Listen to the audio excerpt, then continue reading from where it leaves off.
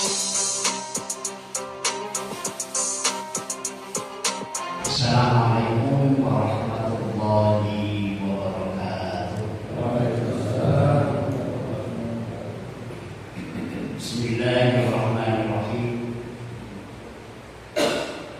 Alhamdulillahilladzi arsala rasulahu bil huda wa dinil haqq liyudhhirahu 'ala dini kullihi wa kafaa billahi shahida. Asyhadu an la ilaha illallah wahdahu la syarika lah wa asyhadu anna Muhammadan abduhu wa rasuluh. Allahumma shalli ala nabiyyina Muhammadin wa ala alihi wa sahbihi ajma'in.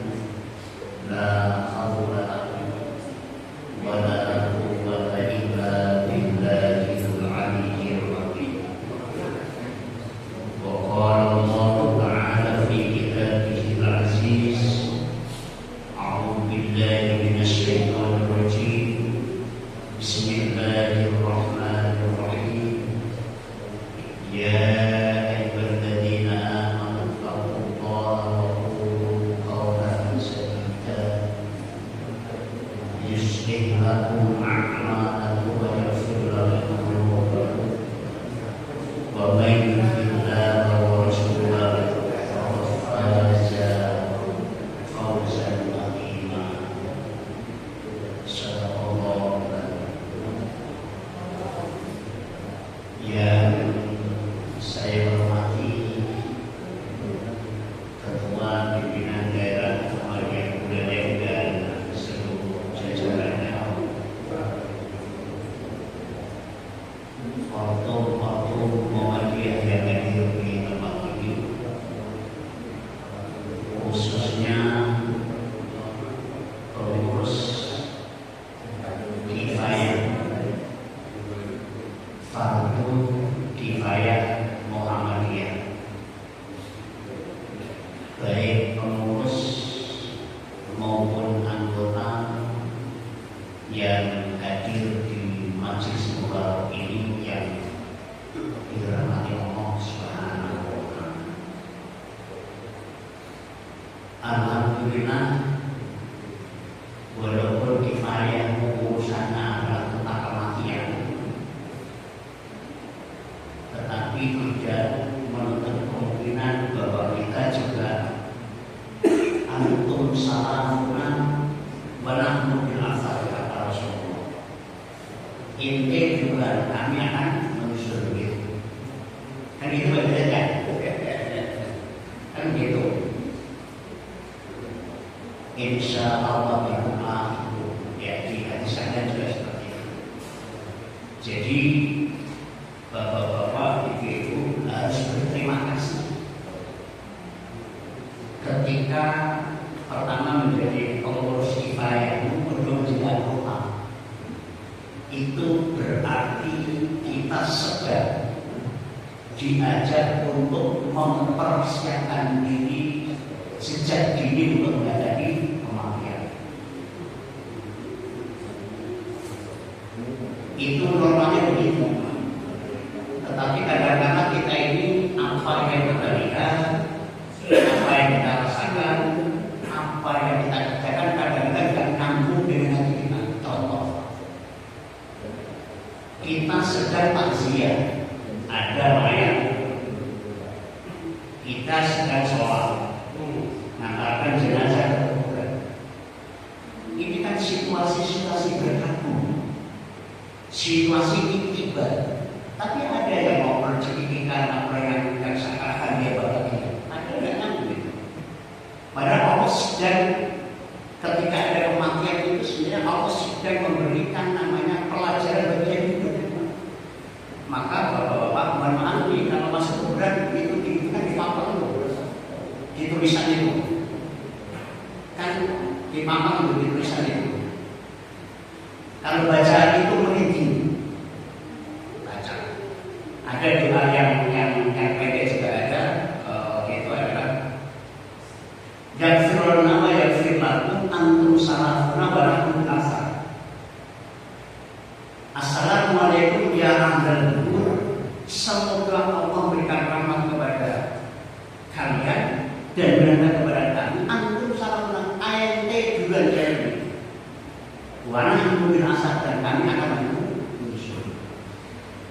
Sehingga ini menjadikan kita ini siap untuk menghadapi kematian. Walaupun ini judulnya menyiapkan hidup setelah mati. Bapak dan Ibu yang dimana Allah Subhanahu wa Ta'ala, maka kita harus bersyukur.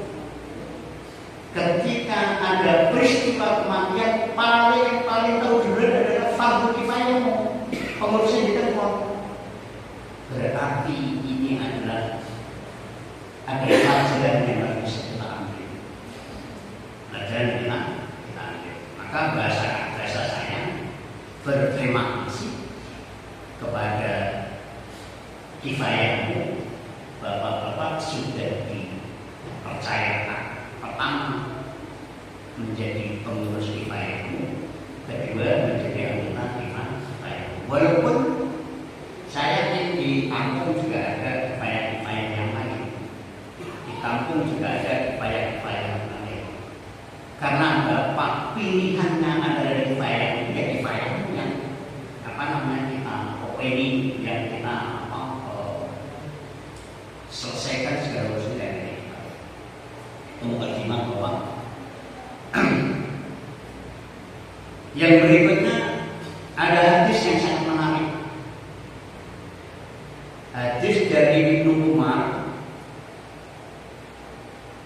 An Ibnu Umar annahu qala kuntu Rasulullah sallallahu alaihi wasallam. Dari Ibnu Umar radhiyallahu anhu ia berkata, aku pernah bersama Rasulullah sallallahu alaihi wasallam. Faja'a rajulun min al-Ansar. Maka ketika itu datang seorang dari Ansar mendatangi Rasulullah SAW dengan fasallim ala Nabi Muhammad SAW bersama. Jadi kata Ibnu Umar, karena itu bersama Rasulullah SAW, ketika itu ada orang Ansar datang kepada Rasulullah memberikan salam. Berarti menunjukkan adab kepada Rasulullah luar biasa.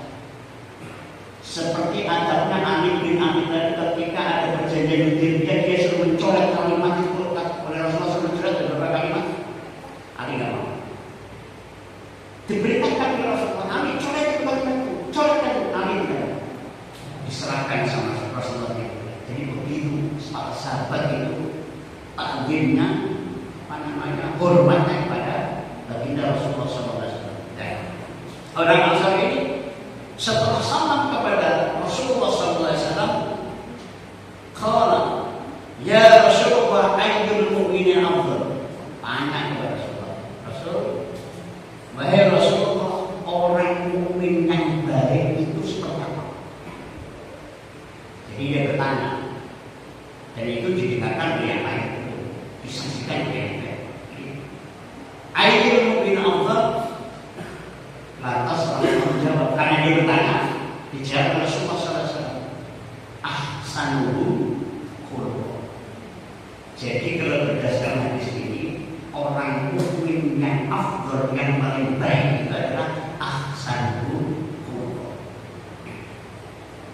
Bunyi pekerjaannya, akhlaknya adalah baik.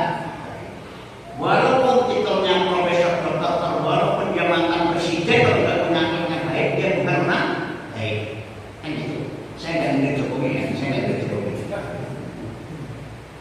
Kan gitu. Ayo mau bilang apa? Maka saya pun sudah satu pertanyaan. Kalau fa'ayyul mu'mini aqyas. Pertanyaan kedua, masih laki-laki ini orang asal kita yang bersyukur. Orang mukmin yang cerdas itu seperti apa? Kalau pertanyaan yang pertama adalah orang mukmin yang lebih baik apa? Yang kedua pertanyaan adalah orang mukmin yang cerdas seperti apa? Kalau dijawab semua, aksarul bil mauti.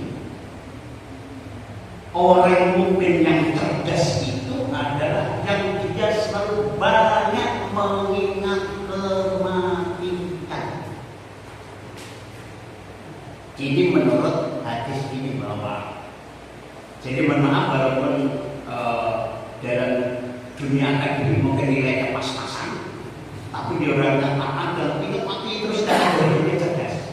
Walaupun mungkin dia tidak pernah naik sekolah. Kalau dari sini cerdas. Jadi jangan dikaitkan ke sana ya. Ini menurut saya dengan masalah rohani kaitannya dengan masalah. Jadi kata Rasulullah aksaru bil mauti dzikra.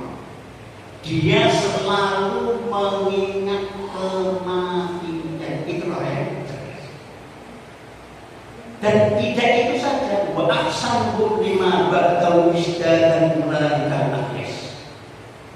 Dan mereka senantiasa mempersiapkan diri untuk bekal kematian. Istiqdadan, dipersiapkan diri. Jadi orang yang cerdas itu pertama aksaru lil mauti. Yang kedua adalah wa ahsanu lima ba'dahu istiqdadan, mempersiapkan untuk kematian. Berdasarkan hadis ini Bapak dan Ibu dari Allah Subhanahu wa taala. Jadi namanya kematian kan al-maut pasti. Cuman kapannya kita tidak tahu. Kalau kita pernah baca atau TikToknya Gus Bahari, kalau ada pengumuman di kampung Bugis taruhlah, diumumkan bahwa besok tanggal 17 September 2025 maka akan terjadi pemadaman listrik dari jam 7 pagi sampai jam 7 malam atau jam 19 malam. Apa yang terjadi? Sebelum listrik padam pasti dipersiapkan. Tong-tongnya kosong karena tidak ada listrik, diisinya dulu. HP-HP yang belum dicas supaya penuh besok supaya bisa dipakai. Apa? Peralatan-peralatan listrik semuanya dipersiapkan. Ketika besok itu hari hanya mati maka kita bisa operasional. Itu namanya orang cerdas. Kalau sudah ada pengumuman kok dia santai saja. Sudah nggak mempersiapkan. Begitu besoknya pas mati, ya nggak bisa apa. Mau HP-nya kopet, mau nyetel ini juga nggak bisa, mau mandi kiriannya habis karena kosong. Kira-kira seperti itu. Kalau kita teman kita ada kan? Ini adalah gimana orang itu adalah cerdas dalam arti kata adalah bagaimana selama kita bisa merujuk para salafus saleh, para tabi'in yang bernama Rabi bin Utsaimin. Beliau cara mengingat kematian itu, dia punya rumah, ya punya halaman lah. Dia membuat namanya liang lahat di depan rumahnya. Liang lahat. Kalau depan rumah kita apa isinya Pak? Tanaman ya. Di depan rumah kita isinya tanam, apa namanya taman gitu ya. Rabi bin Utsaimin untuk mengingat kematian, dia buat di depan rumahnya itu liang lahat. Mana Pak ya? Kalau mereka tahu ukurannya berapa sekarang dan cara mengendalinya seperti apa. Dia buat liang lahat itu setiap hari dia masuk ditidurin. Berani baju. Ada berani. Walaupun itu sulit kita terapkan sekarang, tapi paling tidak beliau seperti itu para salafus saleh bagaimana kan? Supaya tidak terlena yang namanya adalah budaya dunia. Jadi itu sebentar nanti setiap hari luar biasa masalah. Bagaimana caranya supaya dia tidak lena terhadap persiapan kematian? Itu Rabi bin Utsaimin. Ada lagi Abu Musa al-Asy'ari.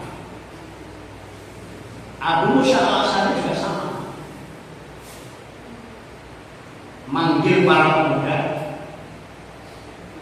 Pemuda itu dipanggil oleh Abu Musa al-Asy'ari, wahai pemuda, buatkan untukku penggalian kubur dia. Heran itu loh, tumben ini bapaknya masih hidup, seger-seger kok sudah pesan liang, sudah pesan liang. Nah, kalau pesan sama masjid ya, tempatnya yang bagus aja.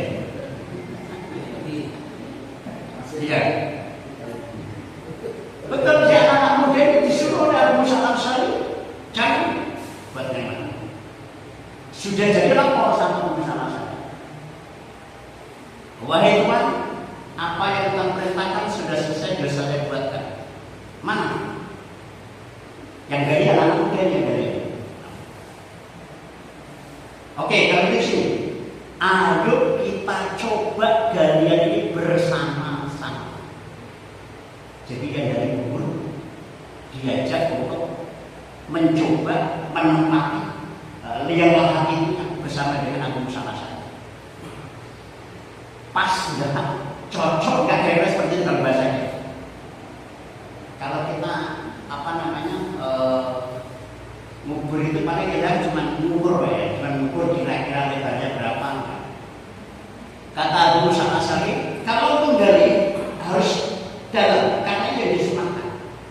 Mungkin salah satunya dasarnya kalau gali gali kubur itu tidak boleh pendek, minimal ya 1 meter minimal. Karena itu kedalaman kuburan itu salah satu bagian dari sunnah yang disunahkan oleh Rasulullah SAW.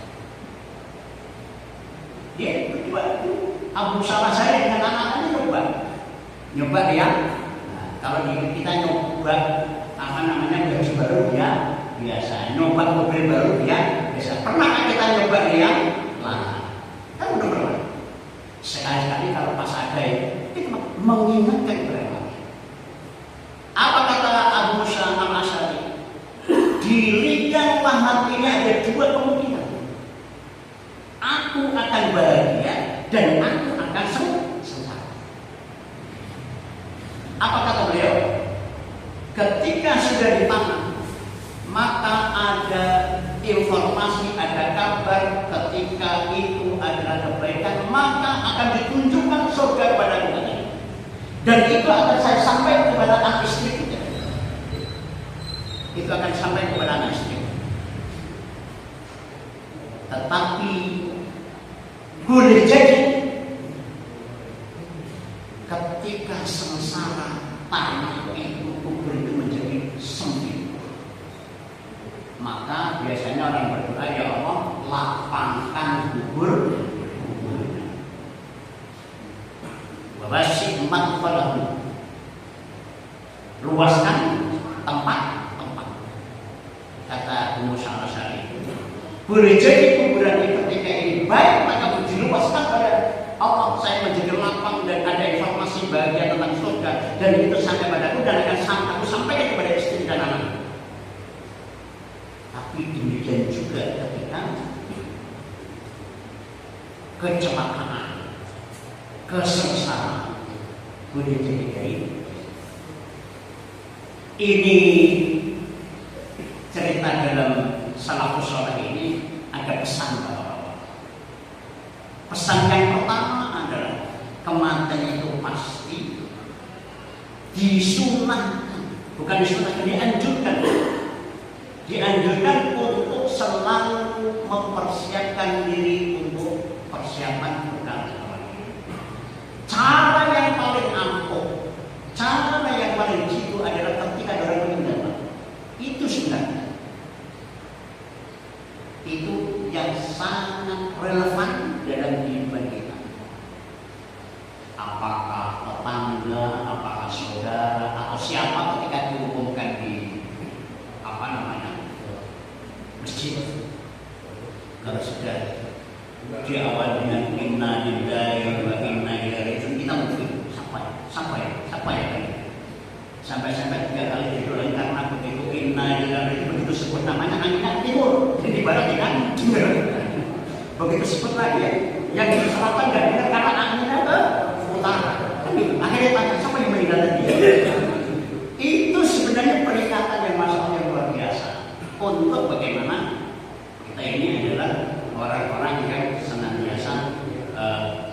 dipersiapkan, kita mempersiapkan diri bagaimana kita untuk menghadap kepada Allah Subhanahu wa Ta'ala. Dan tidak ada orang yang abadi dalam hidup. Kullu nafsin dha'iqatul maut. Coba kita kembali ke sejarah. Nabi Sulaiman, utusan Allah Subhanahu wa Ta'ala, seorang utusan Nabi yang kaya raya, yang berkuasa, yang punya istana yang luar biasa. Manusia belum pernah tertandingi kekayaan kekuasaannya Sulaiman. Anggap sekarang siapa yang belum berkuasa di dunia? Anggaplah Donald Trump, tidak ada apa-apanya. Donald Trump tidak ada apa-apanya. Siapa lagi? Tidak ada apa-apanya. Nabi Sulaiman. Seakan-akan ketika kuasa orang melihat tidak akan mati. Toh akhirnya juga karena ini kuasa, ini ada ketentuan dari Allah Subhanahu wa Ta'ala. Itu kita contohkan Nabi Sulaiman utusan Allah Subhanahu wa Ta'ala yang seperti itu. Memang kullu nafsin dha'iqatul maut. Yang kedua Qarun. Qarun itu terkenal apanya? Harta kekayaannya sampai kunci-kunci gudangnya itu kalau dipikul orang nggak kuat. Kunci, kita bayangkan. Kalau menurut survei itu sekarang orang yang terkaya di dunia siapa? Ada yang tahu? Kalau saya belum sempat baca ya. Di Indonesia paling terkaya siapa? Anggap 9 negara, anggap 9 negara paling kaya. Kuncinya masih di kantong, kuncinya masih dalam tas. Kuncinya masih bisa masukkan ke dalam tas biasa. Ini dipisahkan oleh Allah Subhanahu dalam Al-Quran itu. Kuncinya saja itu benar. Toh akhirnya juga mati. Dalam sebuah riwayat bahwa Qarun ini masih sepupu dengan Nabi Musa. Masih sepupu dengan Nabi Musa. Itu kalau Sulaiman adalah contoh orang yang baik. Juga mati. Qarun orang yang kaya raya juga meninggal. Walaupun barangkali mau diobati kalau sakit, uangnya ada. Mau diperpanjang umurnya, kalau yang bisa diperpanjang akan dia bayar. Ya kan gitu, akan dia bayar, tapi nggak bisa. Yang ketiga adalah lawannya dari Sulaiman adalah Fir'aun yang mengaku sebagai aku ini Tuhan yang mati. Saya bisa menghidupkan, saya bisa mematikan. Fir'aun, akal-akalannya Fir'aun juga mati. Maka oleh karena itu hadirin dari Allah Subhanahu wa Ta'ala, saya berbicara seperti itu, maksud kita bagaimana orang hebat.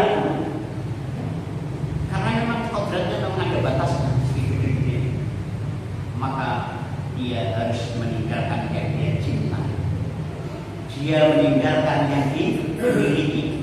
Dia meninggalkan yang sangat dicintai. Baik itu harta, keluarga, maka yang ada banyak amal yang kekal, yang bisa menemani adalah amal soleh. Bagaimana caranya? Allah simpel memberikan solusi. Dalam surah Al-Kahfi ayat terakhir yang sering dibaca sama imam, saya potong aja di tengahnya. Faman kana yarju liqa'a rabbih falyamal amalan sholihan. Barang siapa yang ingin bertemu dengan Allah, dengan Tuhannya, falyamal, kalau saja dengan falyamal perintah, beramal kalian. Amal apa? Amalan sholihan. Nanti kita jelaskan amal soleh itu apa, dalam Al-Quran seperti apa, syarat-syarat amal soleh itu apa.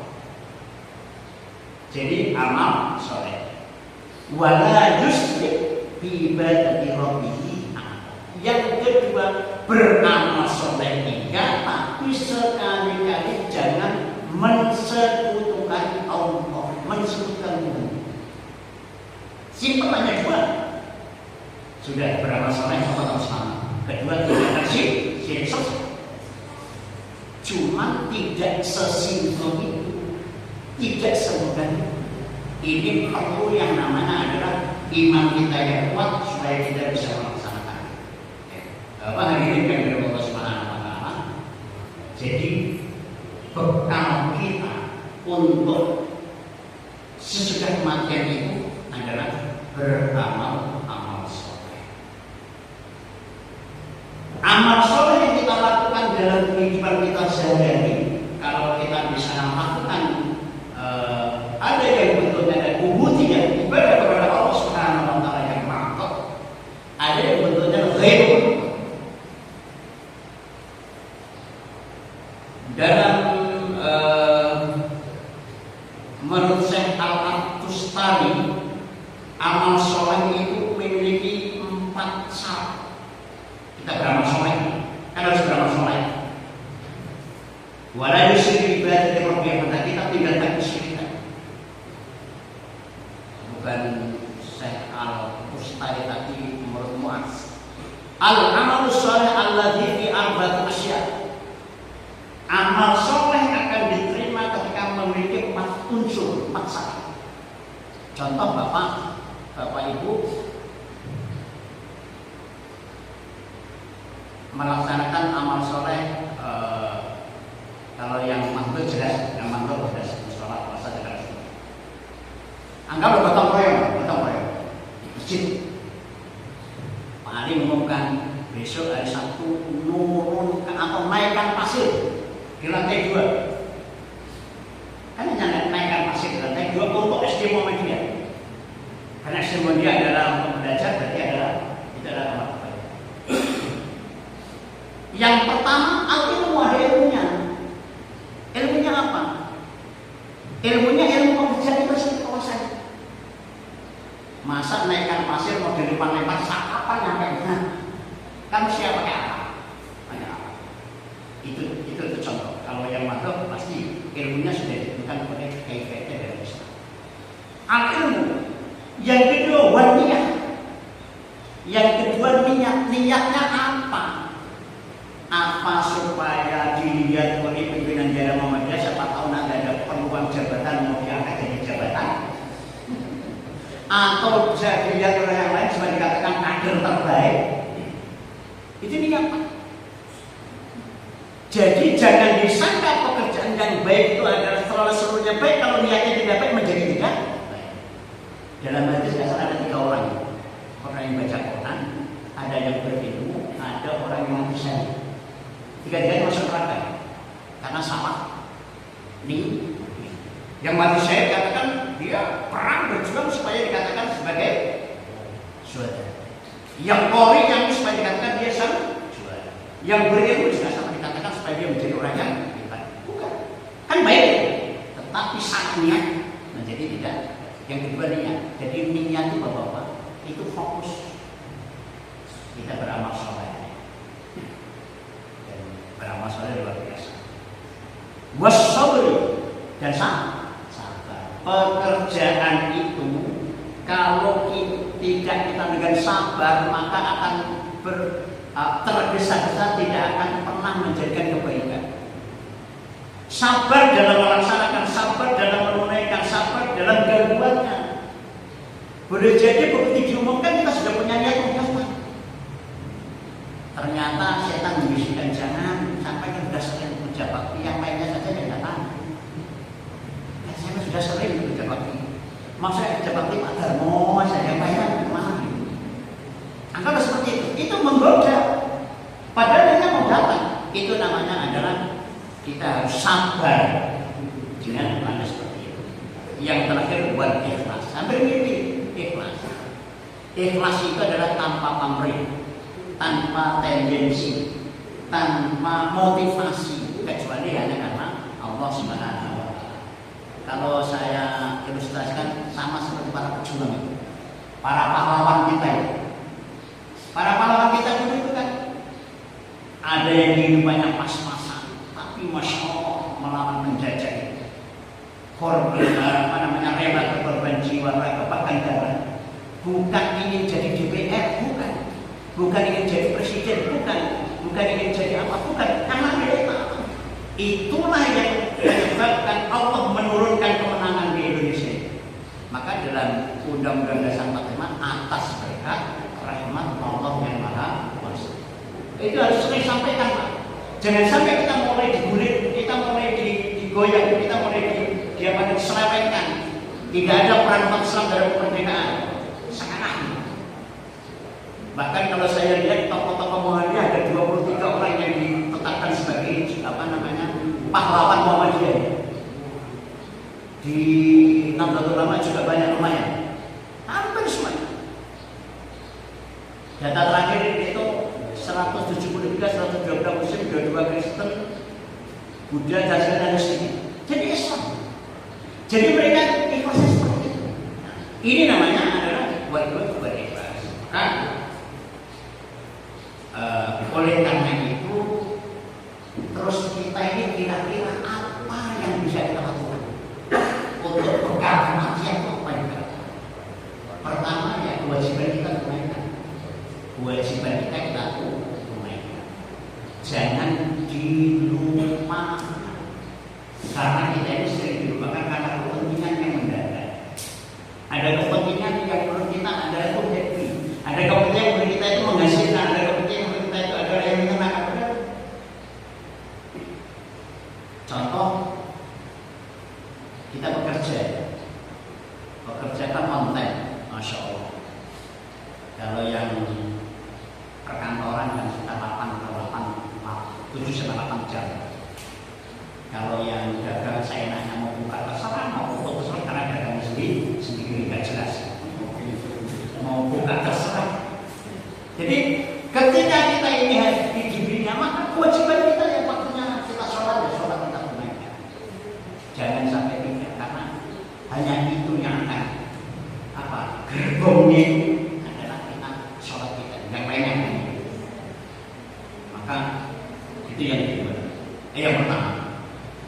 Yang kedua, di samping itu adalah kewajiban-kewajiban kita terbiasa sebagaimana dijelaskan dalam surah Al-Baqarah ayat 77. Man amana billahi wal yawmil akhir wal malaikati wan nabi wa atal mala ala hubbihi dari qurba. Artinya berderma, sedekah, memberikan sesuatu yang bisa kita berikan. Kebetulan kita juga ya sedekah dengan duitnya, kebetulan kita sedekah dengan dengan tenaganya. Maka itu juga diingatkan oleh Allah, wala yu'akhiru nafsan idza jaa ajaluha wallahu khabirun bima ta'malun. Maka ketika kematian itu kalau sudah jadwalnya nggak bisa dimundur, nggak bisa ya sudah jadwalnya walai akhir nafsan tidak diajar. Ya sudah. Di ayat ini layas takhir satu walai satu tidak bisa maju, tidak bisa. Jadi harus kita wa'atal mala laku dari kurban wal yatama wal masakin wa misal usail fil wa musallata wa tasallata marfu wal mufuna billahi was-sabirina fil ba's wad dharri kaifa ulaika sadaqu wa ulaika muttaqun. Ini orang mengatakan di dalam beberapa tafsir termasuk terjemahan amal soleh yang ada di Al-Baqarah 177.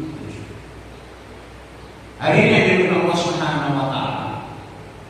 Lantas ketika kita sudah persiapkan seperti itu, kita sudah berusaha semaksimal mungkin untuk keyakinan kita. Ini harus ada keyakinan yang kuat. Jangan sampai kita punya ideologi atau punya pikiran atau punya yang namanya prasangka yang buruk terhadap Allah Subhanahu wa Ta'ala. Kira-kira saya ini masuk surga atau enggak? Kira-kira amal saya ini diterima atau enggak? Itu biasanya sering menggoda. Allah akan mencatat keyakinan kita. Allah akan mencatat keyakinan kita. Keyakinan kita. Tapi dengan catatan ya sungguh dengan modal kita lah. Sholatnya bolong-bolong yakin betul saya nanti bersuruh khotimah. sholat aja bolong-bolong, puasanya nggak pernah, suka mencuri, suka mabuk, mana bisa? Kayak gitu kan namanya nggak balance, nggak imbang, namanya nggak imbang. Maka ini yang asyik kepada Allah Subhanahu. Nah, ini sudah dijelaskan oleh Allah Subhanahu Wa Taala. Kamu lakukan itu untuk kamu itu apa ini? Allah sudah menyampaikan, Rasulullah sudah menyampaikan, para ulama sudah menyampaikan, para Rasul sudah menyampaikan. Kita acuh, cuek. Maka Allah mengatakan di dalam surah Az-Zumar, "Al-aqula hina tarada." Ketika masuk yang jebrek ditambahkan oleh Allah Subhanahu Wa Taala, dia mengatakan, "Lau annani karrotan fa'akuna minal muslimin." Seandainya dulu atau seandainya saya dikembalikan lagi ke dunia, saya akan berbuat baik. Tapi sudah kadung di kuburan, tidak bisa. Ini artinya Allah menyampaikan, jangan sampai nanti menyesal di kemudian. Jangan sampai menyesal di kemudian. Kan hadirin yang dimuliakan Allah Subhanahu Wa Taala, ini adalah pelajaran penting bagi kita semua. Siapapun kita adalah kuluna dan dia pasti akan merasa kematian, dan kematian pada hakikatnya bukan mati, dia punya alam barzah. Maka doa kita juga sampai, insya Allah kita doakan kita sampai kepada semuanya ada kehidupan, tapi secara fisik, secara jasad, secara biologis memang tidak ada kehidupan, tetapi ada alam beda, alam dunia. Kita ini kan ada 4 alam: alam rahim, alam dunia, alam barzah, nanti alam akhir. Kita sekarang baru tahap kedua, alam dunia. Yang dua berbeda, sama pasti. Sekian.